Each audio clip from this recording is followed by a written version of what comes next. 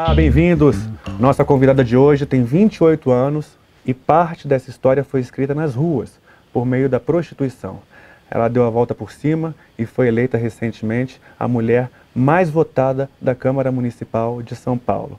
A nossa convidada é a vereadora Érica Hilton, a primeira mulher trans a ocupar uma cadeira na Câmara Municipal de São Paulo. Vereadora Érica Hilton, muito bem-vinda. Muito obrigada, querido. Vereadora, da onde veio essa coragem de querer, num ambiente tão hostil como a política, num momento de defesa do conservadorismo, e entrar na política justamente com bandeiras tão diferentes desse momento político que o Brasil tem vivido? Eu acho que essa coragem vem da urgência e da necessidade de que cada vez mais as nossas pautas, os nossos corpos, as nossas narrativas, as nossas histórias estejam representadas dentro desses lugares que foram roubados das nossas gentes, né? Que foram tirados de nós para serem conduzidos a partir de uma construção política hegemônica que está calcada na cis, hétero, norma branca, e que nós compreendemos que a ausência do nosso corpo significa a presença de outros e a perpetuação de uma lógica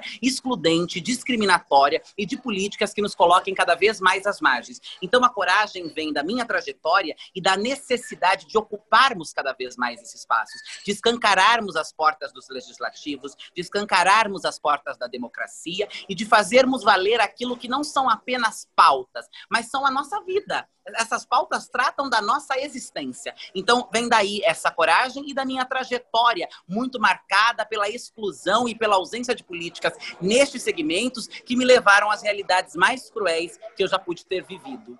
A senhora tem repetido em diversas entrevistas que não quer restringir o seu discurso especificamente a questões LGBT, de travestis, de transexuais, mas sim quer fazer um mandato coletivo para todos. Quais seriam suas outras bandeiras, vereadora? Olha, a pauta da educação é uma pauta muito cara para todos nós, né? E ela está direcionada às questões raciais e de gênero, mas ela abrange toda a cidade e ela também trata de como serão as gerações futuras. Então, discorrer sobre educação, construir uma educação de qualidade na cidade de São Paulo é uma pauta também muito importante para mim. A cultura é uma pauta também muito cara e muito essencial, principalmente agora na pandemia, quando nós vimos vários trabalhadores desta área completamente abandonados e desassistidos. O transporte, né? Nós temos aqui na cidade de São Paulo uma máfia dos transportes que nós precisamos fazer um enfrentamento radical a ela. A questão do serviço social, do fortalecimento do CRAS, dos CAPs, para que haja um atendimento com relação à população em situação de rua mais humanizado e que a cidade e que as instituições passem a enxergar estas populações como pessoas humanas e não como sacos de lixo jogados nas calçadas. Estas são bandeiras e pautas que estão ligadas às questões raciais e às questões de gênero, porque tudo está interseccionado, mas não são restritas apenas a este grupo, que vai falar da cidade como um todo. O direito à cidade, que está pautado no transporte, que está pautado na cultura, a violência policial, a segurança pública municipal, essas são pautas que eu quero tratar também dentro destes meus 4 anos de mandato. São pautas, como se diz, preocupantes sob o ponto de vista de quem realmente ela levanta essa bandeira, né? A senhora não tem medo de mexer com essas pessoas que têm tanto poder? Eu tenho receio, sim. Medo acho que não é a palavra, porque eu venho de uma trajetória e de uma vida marcada por muitos medos, né? E que eu precisei ter coragem e ousadia para enfrentar todos eles, inclusive para chegar aqui viva e com condições de elaborar a plataforma política que eu estou desenvolvendo neste momento. Eu tenho receio, porque eu venho do partido de Marielle Franco, eu estou num país que é o primeiro país do mundo no recorde no assassinato de pessoas trans, no assassinato de pessoas defensoras dos direitos humanos, mas este medo não pode servir, esse receio não pode servir para me paralisar. Este receio precisa servir para me deixar um sinal de alerta sempre ligado e para que a minha voz grite cada vez mais alto, ecoando nas pontas, construindo um movimento de base que me dê subsídios e proteção para que eu possa caminhar tranquilamente nesta construção. Eu sei que é uma caminhada muito perigosa e eu sei que é mexer com pessoas muito poderosas e que não estão dispostas a abrir mão dos seus privilégios, mas se nós não formos tomados pela coragem, pela ousadia e pelo desejo de transformação, as coisas continuarão da forma como elas estão. Então, mesmo receosa, eu preciso avançar. O que representou Marielle Franco para a senhora, vereadora? Marielle Franco representou para mim, e acho que para o Brasil e para o mundo, uma mudança das estruturas políticas, representou a ousadia e a coragem que nós, mulheres, negras, LGBTs, ela favelada, eu periférica, precisamos ter para ocupar estes lugares e, mais do que tudo, a inteligência, a sabedoria, né, a preparação para que nós não tenhamos um fim como o de Marielle Franco. A morte de Marielle é dolorida, é triste, é revoltante, mas ela também serve, infelizmente, como uma lição, como um aprendizado de que o sistema está organizado para nos matar, de que o sistema não nos quer ocupando aquele lugar, mas que aquele lugar é nosso por direito e que nós temos o dever de ocupar aquele lugar por Marielle e por todas nós, para fazermos história, para transformarmos. E a história de Marielle, a morte e vida de Marielle, demonstra que quando nós chegamos coletivamente naquele espaço, quando nós pautamos as nossas narrativas dentro daquele lugar,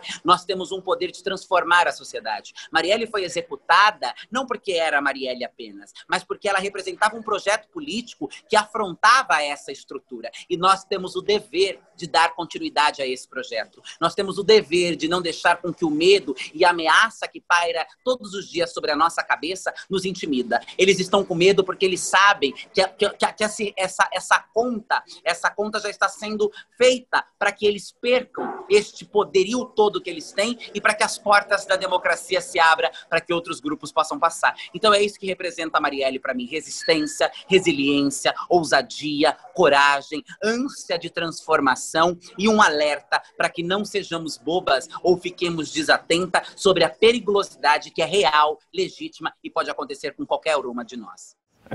Do início do ano para cá, várias políticas negras, periféricas também, sofreram atentados, tentativas de atentado, né? A senhora se sente ameaçada dentro da Câmara Municipal? A senhora se sente vítima daqueles olhares preconceituosos ou incomodando outros vereadores ali dentro? A Câmara Municipal é um espaço que reflete aquilo que é a sociedade brasileira. Ela é um espectro político do que é a sociedade. E a sociedade é racista, transfóbica, misógina e, por consequência, a Câmara, ela também o é. Porque ela ali está, os mesmos cidadãos que vivem na sociedade reproduzindo a violência estão sentados naquelas cadeiras como legisladores. Então esta violência, este ódio e esses olhares, eles só são a continuidade do que eu já sinto na sociedade como um todo, por ser este corpo, por ter esta identidade. Então não é nada novo para mim. Agora, a ameaça com relação à minha integridade física, né, com pessoas me perseguindo, indo bater a porta do meu gabinete, isso é uma coisa que gera bastante preocupação. Porque demonstra que as violências que eu venho sofrendo estão saindo do campo da virtualidade e indo para o campo físico. E isso sim me gera uma preocupação em saber até que ponto eu estou realmente segura dentro da Câmara Municipal de São Paulo. A senhora desenvolveu um trabalho social muito interessante de um cursinho pré-vestibular para pessoas transexuais, se eu não me engano, LGBT também, né? E como é que foi o resultado dessa ação? Como é que tem sido a colheita dessa semente? Olha, essa semente foi plantada e já não dá mais frutos lá na minha época de militante pelo movimento estudantil, de universitária na Universidade Federal de São Carlos. Nós demos o cursinho durante um ano. O cursinho começou, infelizmente, com 8 alunos trans inscritos, né, matriculados para as aulas, e terminou apenas com 3 alunos indo prestar o vestibular, né? Foi uma experiência muito rica no aprendizado da construção de uma plataforma, na discussão até mesmo com a USP do Campus São Carlos, para que nós pudéssemos utilizar uma sala, né, de dentro da universidade, mas não foi para frente, porque vim para São Paulo assumir como codeputada, e também nós vimos a dificuldade de tentar formular, sem apoio público, uma aula, um cursinho voltado para estas pessoas no interior de São Paulo, que são pessoas completamente precarizadas, vulneráveis, que não têm como chegar até esse lugar, que muitas vezes precisam se prostituir durante a noite para conseguirem a sua sobrevivência pela manhã e aí não conseguem estar no período da tarde nas aulas, mas foi uma experiência que me mostrou a urgência de que isso seja replicado e agora através do poder público, porque tendo alimentação, garantindo alguma bolsa ou algum meio de transporte, alguma coisa que auxilie esta vida a poder se deslocar e a concluir um ano de pré-vestibular é fundamental. E eu tenho pensado isso junto à Secretaria de Direitos Humanos, né, de como nós vamos fazer isso entrelaçando com o programa Transcidadania. Eu acho que o programa Transcidadania tem que ser o canal que vai construir as pessoas, o canal que vai construir o caminho para que essa população possa ter um cursinho pré-vestibular e seja encaminhada para as universidades. Como tem sido a sua relação com a prefeitura de Bruno Covas? Olha, até o momento é muito cedo para falar, né, de como vai ser, mas como tem sido é o seguinte, tem sido uma relação, eu diria que superficial. Os secretários têm nos recebido muito bem, nós temos conseguido falar com o secretário, mas ainda não dá para medir como vai ser essa relação e nem dá para medir como ela está sendo. Eu tenho sido recebida porque fui eleita democraticamente e devo ser recebida, né? Eles não estão fazendo nada mais do que cumprir o papel deles. A princípio, a relação tem sido tranquila, mas eu não acho que ela deva continuar assim até o final da legislatura. Na sua avaliação, a eleição de Arthur Lira para a presidência da Câmara dos Deputados vai favorecer esse discurso de ódio, esse discurso de extremismo? A vitória do Lira na Câmara Federal é aquilo que nós poderíamos ter de pior após a eleição de Bolsonaro, né?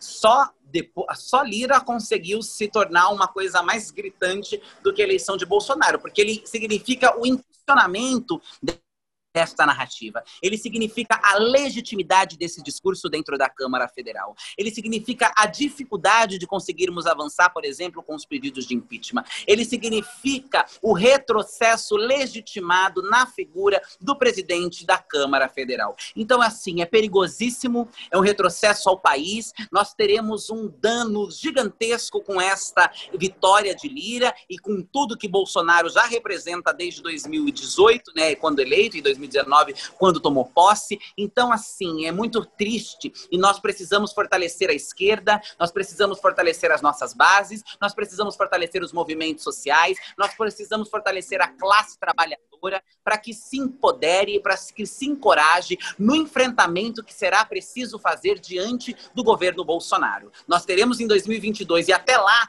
que fortalecer as nossas bases, porque o enfrentamento será diário, contínuo e terá que partir de nós.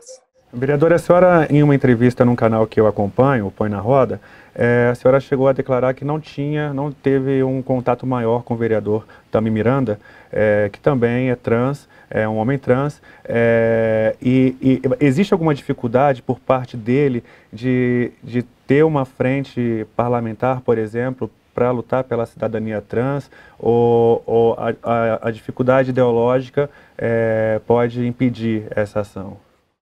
Olha, eu não digo com referente à frente, uma frente na defesa dos direitos das pessoas trans LGBTs, mas eu acho que nós vamos ter vários esbarradores ideológicos, inclusive porque eu sinto que o próprio Tami não tem uma autonomia, ele está muito mais ligado à relação com o partido. Eu não o conheço muito bem, eu estive com ele em 2 ocasiões apenas, então ainda é muito cedo para dizer qualquer coisa, mas do pouco que eu pude observar, e espero estar enganada, o partido tem muito mais incidência sobre o mandato dele do que ele mesmo. Estando ele num partido de direita, num partido que tem o pensamento como tem, eu acho que teremos um desafio muito grande em conseguir trabalhar em parceria em prol da valorização da vida, do direito e da dignidade das pessoas trans na cidade de São Paulo.